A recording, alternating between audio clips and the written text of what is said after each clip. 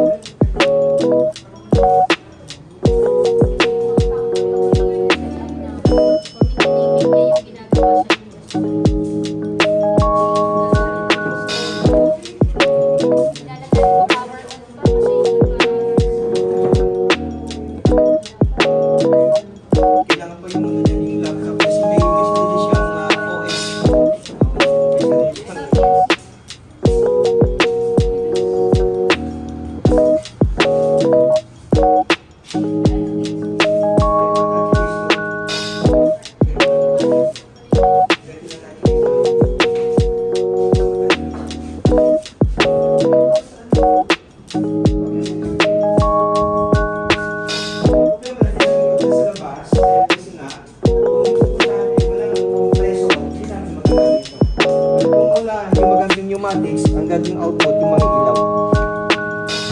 Hi sir, good afternoon. We are from Batangas State University, the National Engineering University. So we are from College of Industrial Technology Department, Mechatronics course po.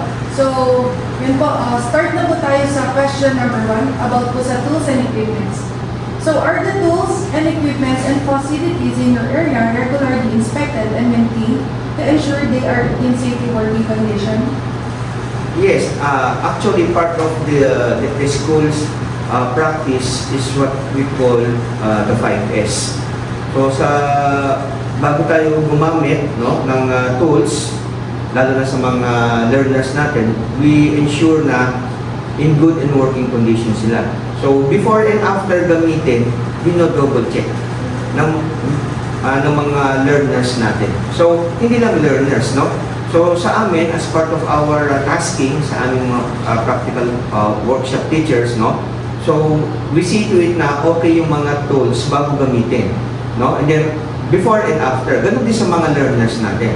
So before they use it, they check, and then if any abnormalities sinasabi sa amin, then papalitan natin ng bago, then yung may abnormality i-set aside later for troubleshooting and repair, or kung kinakailangan i-replace, i-replace natin. So, ganun. Okay? Have any recent tool related to accident or near misses been reported in your department? So, safety as a whole, even near misses, pag sinabi natin near miss, ito yung muntik na. No? So, we do not want that to happen, but merong iba't-iba kasi ang ugali ng tao. But we see to it na bago mag-workshop ang ating mga learners, kasama sa lectures natin sa practical workshop yung safety. So, we give them an initial safety lectures, how to handle tools properly, how to use them. So, yun. And then, of course, bago natin sila pagawin ng actual work, depende kung mechanical, electrical, meron tayong mga certain PPE na pinapagamit para maiwasan natin yung disgrasya. Pero, kung titignan natin sa hierarchy ng safety, ang PPE is the last resort. So, ang una is elimination. We need to eliminate the hazard. But there are cases in which we cannot eliminate the hazard. So ano gagawin natin? Punta tayo sa second step, substitution. So we need to substitute, no, that hazard. Meaning to say, hindi natin papalitan yung hazard. Can we think of another way how to lessen the impact? Meron talagang meron talagang risk, no? We cannot remove the risk. Nandiyan talaga yan, no? Third is what we call yung engineering controls. So examples ng engineering controls, mga machine guarding, sa electrical, yung lotto, lock-out, tag-out. And then we have yung pang-apat, yung admin controls or administrative controls. So sa admin, doon pumapasok yung mga training, yung mga signages, and as the last resort, yung PPE. So yung lima na yun, sa safety hierarchy, nagtutulong-tulong yun. But definitely, on our case here, so nagsisimula tayo sa engineering controls. Kasama ang administrative controls, kasama ang PPE. So yung tatlo na yung nagtutulong. In case dito sa school, okay?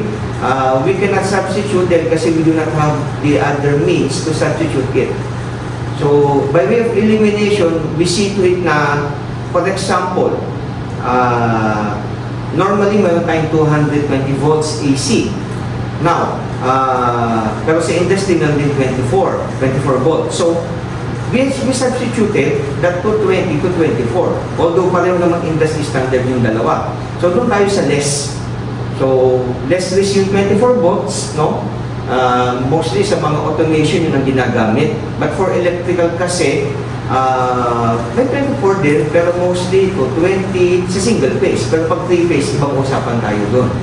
Mas stringent tayo doon. But for now, wala tayong 3 phase dito sa school, more on single phase tayo. Are there well-defined safety procedure for the use of tools, equipment, and facilities, and are employees adequately trained in this procedure?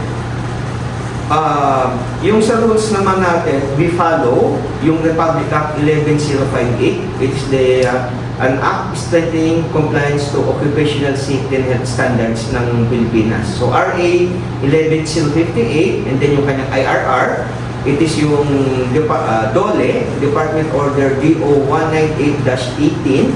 So siya yung naglabas ng implementing rules and regulations tungkol sa safety. So, doon sa nabangkong batas, RA 11058, so sakop lahat, no? So, mapa-school, mapa-companies, no? Of course, doon sa IRR, meron specific na nilalagay si DOLE. But in coordination, for example, sa hospital, meron siyang coordination sa DOH. Sa schools naman, may coordination sa CHED, sa DepEd, and so on. So, kumbaga yung hindi ng solo ng DOLE, but they give a basic law, basic guidelines for which to follow. And then, yung corresponding agency, kung may sa tingin nila na kaya pang i-improve, idagdag, dinadagdag nila doon sa implementing rules and regulation to be used for that specific sector, no? So ang ginawa ni DOLE, nag-define siya ng centralized, and then for the specific, kasama niya yung ibang mga sectors, so hindi niya solo, so may coordination na ginagawa. So in case of our school, we follow yung Republic Act 11058 plus yung Department Order, and then ano din yung sinasabi ni DepEd, ano din yung sinasabi ni CHED. Pero kung titignan natin ng maigi, babalik din siya sa 11058. So, yun ang sinusunod natin in compliance with the law. Can you identify any specific training needs or opportunities for skill development related to tool, equipment, and facility operation and safety? Okay, so initially as mandated by the Republic Act 11058, no? Ang mga employees, bago sila kasama ng onboarding process, meron silang 8 hours na mandatory. Mandatory 8 hours training. So it is conducted by the schools, no? Not just school, pati sa company or institution, meron mga safety officer, level 2, SO2, sila yung nagpo-conduct ng training sa mga empleyado regarding that 8 hours. So meron tayong attendance dyan, and then from there, kailangan isubmit yun. Dahil kasi ang school or any establishment, based on RA 11058, nagsasubmit po tayo ng compliance report every quarter sa DOLE, yung nearest DOLE office. So dito sa atin, ang DOLE office ay nasa lumipat na. Before, malapit sa Fiesta Mall, ngayon sa may sa may Tambo. Doon na ang Dole Lipa. So siya yung Batangas Provincial Office. So doon tayo nagsasabit ng report. Although may records din tayo dito, it is in the safekeeping ng ating safety officer.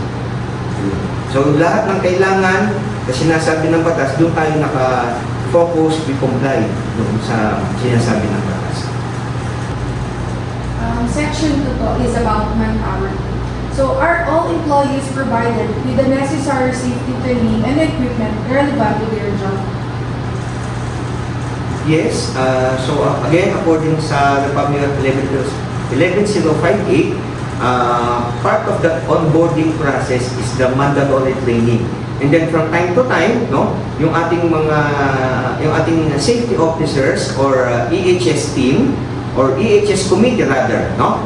So safety officer plus the EHS committee, naglalabas sila ng mga trainings either face-to-face or online para ma-supplement yung onboarding training, and then of course kung ano yung mga updates na binibigay ng DOLE, and of course yung mga industry standards din. So nagkakaroon tayo ng mga webinar, face-to-face. So it's being headed, no, by our safety officers and the EHS committee.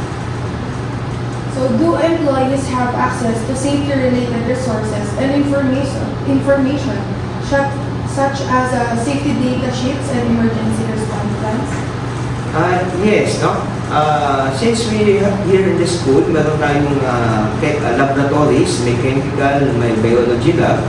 So again, as part of the 11058 sa chemical safety, kailangan pinupush, no, namin si vendor pag bumibili tayo ng chemicals na kailangan kasama yung SDS. And that SDS or safety data sheet is compiled sa isang folder na malapit doon sa chemical cabinet. Then, for the emergency response naman, again, si EHS committee, sila yung nagde-develop ng mga training programs. From time to time, meron tayong mga drills, no? May fire drill. So, yung fire drill natin, in accordance with Republic Act 9514 o the Fire Safety Code of the Philippines. So, meron siyang revised IRR, no? Ang gumagawa naman is yung Bureau of Fire or BFP. Yan, sila yung nagpapromulgate niya, no? So, meron tayong basic dito. And then, of course, no, as part of our compliance doon sa Disaster Risk Management Council and the RRMC, no, yung mga earthquake drills, sumasabay din tayo. But in some cases, hindi tayo nakakasabay sa yung national exercise. So, ang company, at least twice a year, nagko-conduct. So, pwede pagsamahin yung fire, tsaka earthquake drill, or fire drill, or earthquake drill. But, in most cases today, pinagsasama na sila. So, nagdadagdag lang ng mga simulation. From there, napapractice natin lahat, no? From the learners, pati sa faculty na nandito and other staff, na yung ating mga fire and earthquake procedures, no? Yung preventive measures na ginagawa natin. Yun siya. So there are designated safety representative or team in your department responsible for safety communication and enforcement? Yes. So initially, yung sa safety program natin, nanggagaling yan sa EHS committee. So, ang EHS committee mainly composed ng HR tsaka yung safety officers natin. And then per area, merong mga team leads, no, na designated as yung guide or leader. And then for every section ng class, no, part sa training ng mga class officers natin, meron din silang designated na mga I will not call them safety officers. So, ano bang magandang termong gamitin ko?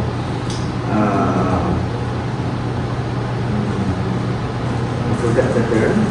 Siguro safety assistant, ganon. So, pag meron tayong mga drills, kasama sila. Siyempre, para magampanan din, no? So, again, yung mga lectures natin, yung webinars, hindi lang para sa empleyado. Meron tayong portion dito sa school na tinatawag na Gear Up. I think doon siya isinasama. And then para sa mga students naman, no?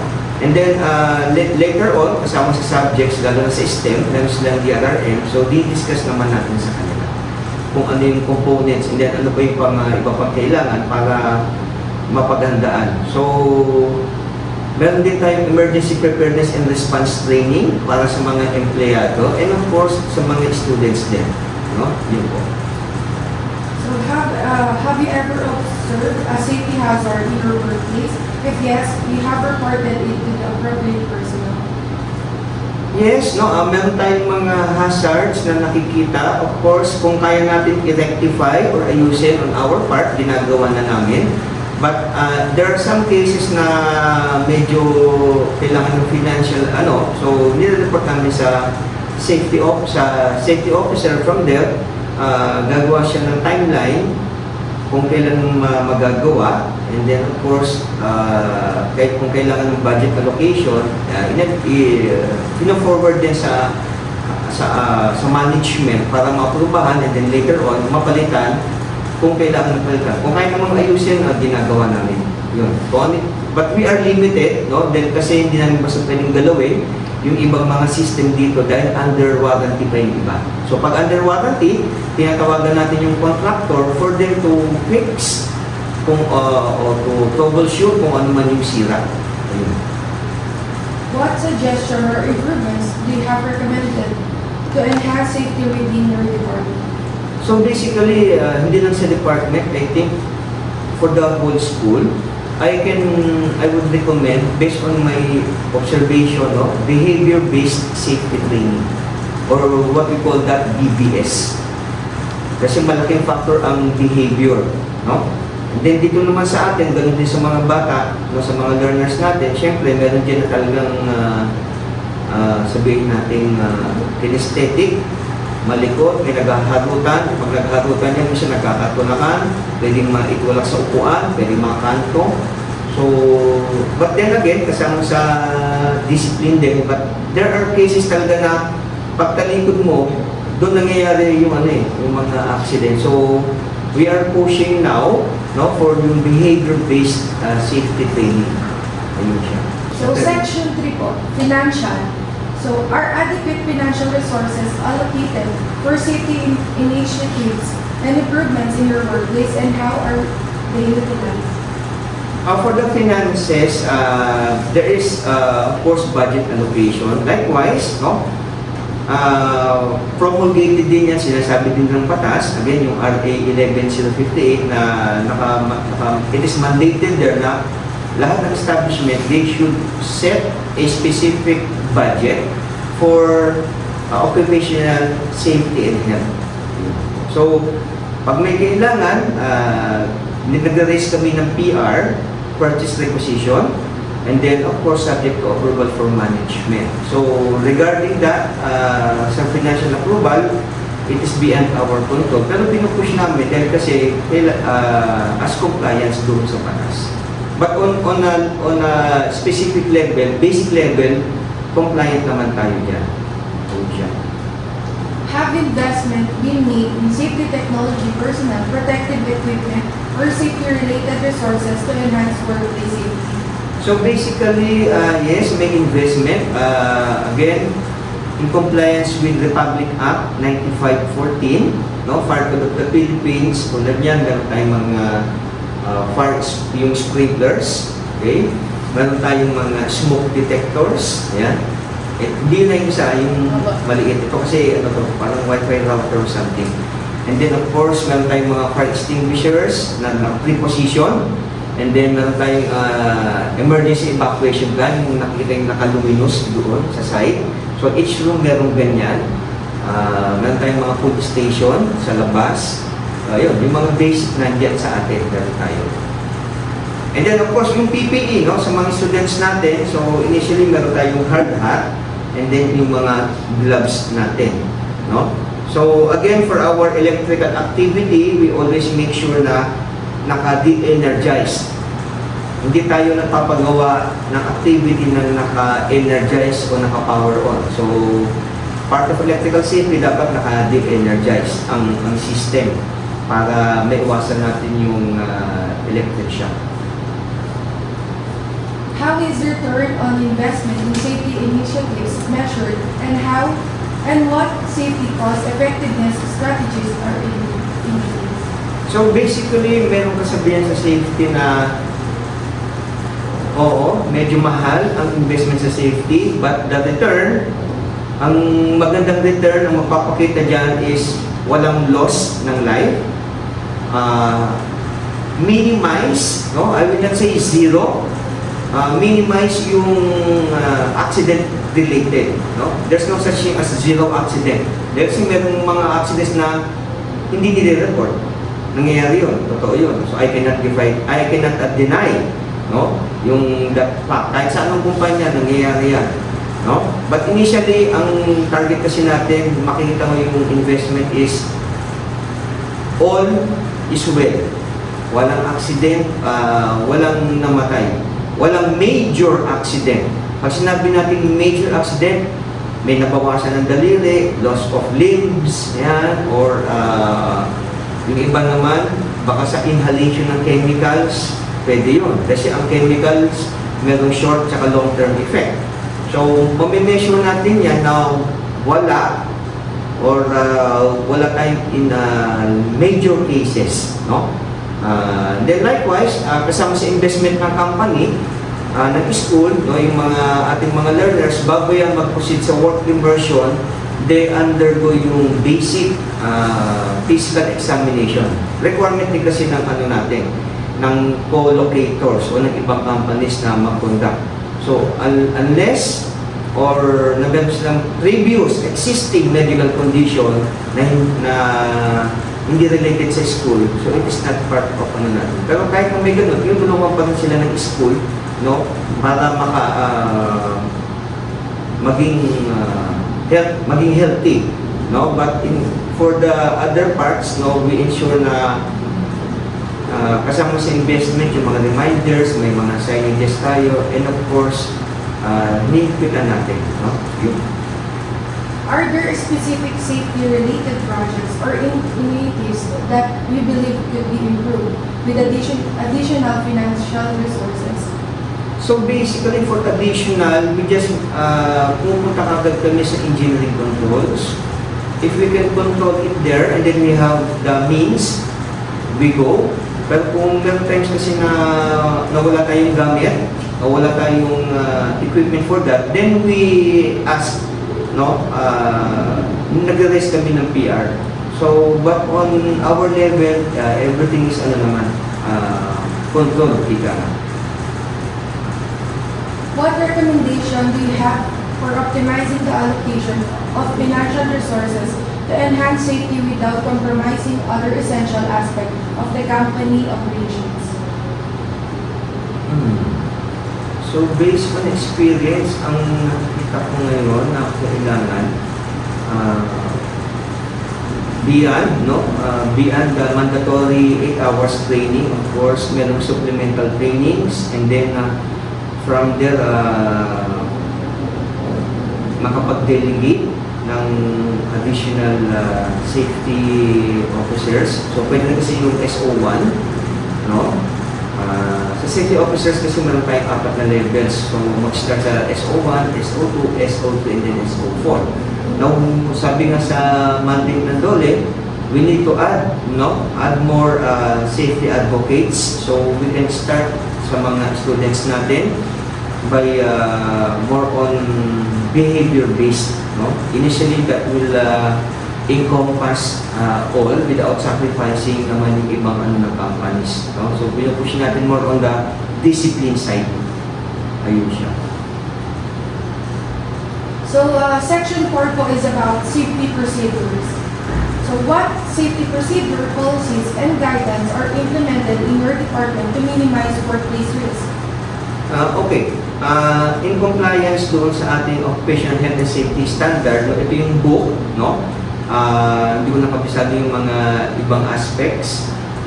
Meron siyang specific sections doon, for example, for chemical safety, electrical safety, and then yung po ang nagiging guidance natin na sinusunod, no? So, for example, sa electrical, meron tayong lockout, tag-out. Sa chemical safety, meron gumagamit tayo ng mga ng safety data sheet, and of course may additional training tayo bago gamitin yung mga chemicals. No?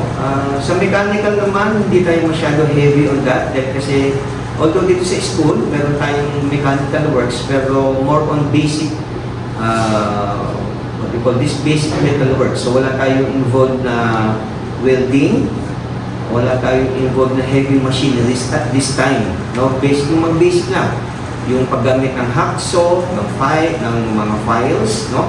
Ng hammer, bench vise, drill press or drill, no? Basically on that level. Pero sinusunod pa rin natin yung nakapaloob kung sa occupational safety and standard or tinatawag natin OSH book. Yung iba tawag yung yellow book. Kaya kasi tinawag na yellow book, that book was approved, no, by the late President Cory Aquino. Eh, siyempre pag Aquino, normally yellow ang kanyang color. Kaya lumabas kasi siya 1987. No? Kaya ang tawag ng iba, yellow book. Pero para mawala, para matanggal, no, yung political aspect, ang tawag namin ay OSH book. Pero ganun pa rin yung cover, di ko siya pinapalitan. Yellow pa rin siya. Yellow may slash na green, pero more on yellow siya.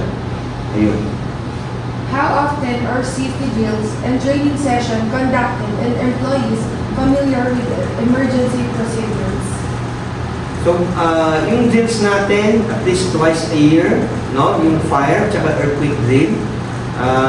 Yung mga trainings, right now, I'm not yet updated with regards sa table ng sa schedule of activities ng EHS committee. But once na merong training, pinopost naman yan, and then everyone is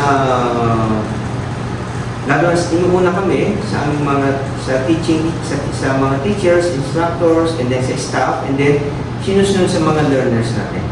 No? So for the specific schedule, wala akong I don't have any copy of that. But there are, no?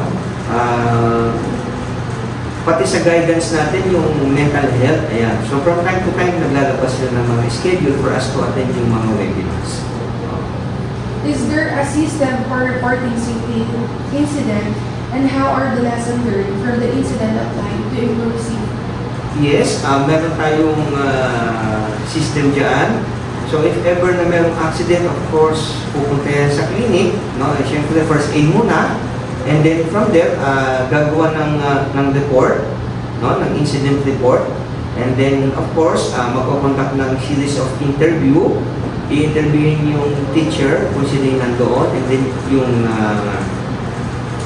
yung learner or kung sino man yung involved. And then from there, magkakaroon ng deliberation ng EHS committee. And then afterwards, no? Yung report na yan, and then yung mga proposed na corrective at immediate actions, ginagawa na agad. No? And then from there, it is being, I forgot the term, kumbaga, fan out to everybody, lahat yan. So, sinasabi din, kasama din sa mga gear up subjects, no? Na may nangyaring accident. Of course, because of the Data Privacy Law o Data Privacy Act, hindi natin sinasabi yung pangalan kasi sensitive personal information. So sinasabi yan, ano ba yung nangyaring incident, what happened, and then ano yung corrective actions para hindi na maulit-ulit. Ayun siya.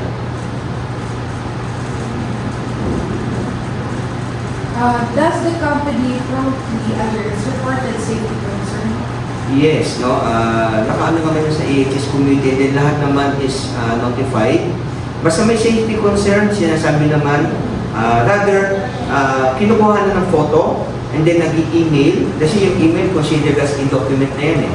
And then it is already being reported sa EHS committee, and then naka-CC,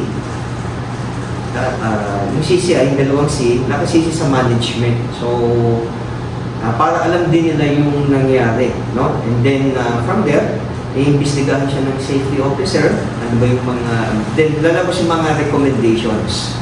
Ayun siya.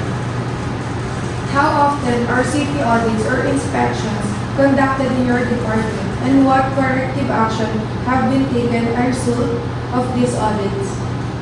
So, sa mga safety audits, ang nagpo-conduct niyan, of course, course, sa amin, meron kaming preliminary, but more on yung safety officer ang talagang ano siya, nagkukunta. So kung meron kaming feedback, sinasabi lang namin sa kanya. Pwedeng verbal, pero pinapractice natin yung black and white. So meron tayong photo, kinukuha natin yung photo and then i-email natin. No? So sa audits naman, meron tayong internal audit tulad ng EHS committee, and then external audit coming from DOLE, may DepEd, and then Bureau of Fire.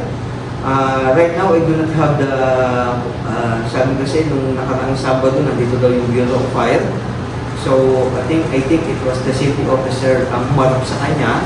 So, right now, wala akong kopya ng audit report. But for the specifics ng audit items, pwede naman kunin or hingin doon sa safety officer. So, Section 5 po is about material handling. So, are there safety protocols for handling, storing, or disposing of materials? Yes, no? So, basically, materials sa mga tools natin, kasama yan sa training, sa workshop. Kung kasi ang madalas na... So, actually, bago gumawa, meron tayong safety lectures, may proper tool handling, no? Sa mga ginagamit natin. And then, likewise, during hands-on, doon na rin ini-enforce additional knowledge sa pag-handle ng mga tools natin. Now, for the handling of chemicals, part din ng chemical safety, no? Kasama yan sa 11058. And then, sa disposal naman, ayan, diyan papasok yung mga department order ng DNR. So, since we have chemicals here, sinusunod natin yung mga protocols, no? And then, for the specific protocols, no? For each chemicals, nakapaloob yan sa safety data sheet. And then from there, may guidelines si DNR kung paano natin siya dinidispose. And then, of course, sa pagtatapon natin ng waste, meron tayong waste segregation, that's already still part of safety. So, kasama din yan sa mga lectures natin. So, meron sa workshop and then sa mga sciences na mga subjects, kasama pa rin, no, yung ating Republic Act 1903 or the Ecological Solid Waste Management Act of 2000. Ayan. So, ina-align natin sa mga requirements ng DNR. Are the materials and substances used for department level stored and handle compliance with the safety standard? Yes. Meron tayong mga, hindi pwedeng mawala ang label. So, as part of our 5S, no, ay yung S number 2 natin, yung Satan. No? So, after i-sort, ayusin natin, lalagyan siya ng label para madaling ma-identify. No? Ayan siya. And then, again, yung chemical identification nakapalo basis sa SDS. Ayan. Are there safety measures in place to prevent the release of hazardous materials or chemicals in the workplace? Yes. Initially, ang masasabi nating Bible sa chemical safety, yung safety data sheet. Of course, additional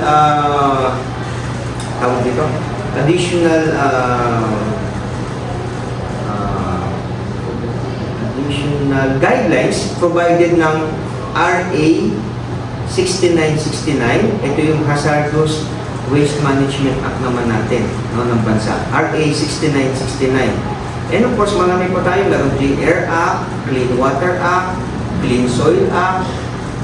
So basically, then na din mga batas ang LLDA. So LLDA is Laguna Lake Development Authority. Sir, bakit napasok yun? So basically, itong FPIP kasi, may dumadaan dyan na river, yung San Juan River. It ends up in Laguna Lake. So kaya, yung mga companies dito within FPIP ay bukod sa sakop ng mandate ng DNR plus yung mandate ng Laguna Lake Development Authority. So meron silang mga strict guidelines, no, that we need to follow, and from there, nag-audit din sila kung tama nga yung procedures na ginagawa natin. Likewise, dito sa FPIP as a whole, no, hindi tayo kasi pwedeng magtapon ng waste kung saan-saan. Merong proper disposal na dapat natin sundin, of course, in compliance pa rin with our existing laws, no? So So meron tayong law, meron tayong sinusunod na binigay ni FPIP, meron tayong batas na sinusunod galing from DNR, DOLE, and NLDO. Yan. So yun po siya. So, are there any environmental or sustainability concern related to the materials in our work? And if so, how can this be addressed in safety manner? So basically, for the chemicals, ang ginagamit naman natin chemicals for laboratory use, ito yung tinatawag na laboratory grade. No? Meron kasing, although meron chemical na talagang sabihin natin kahit anong gawin natin yung toxic talaga na chemicals, but still, we use yung laboratory grade. Meaning to say na kahit acid yan, acid pa rin yun, pero binabaan yung kanyang level of concentration.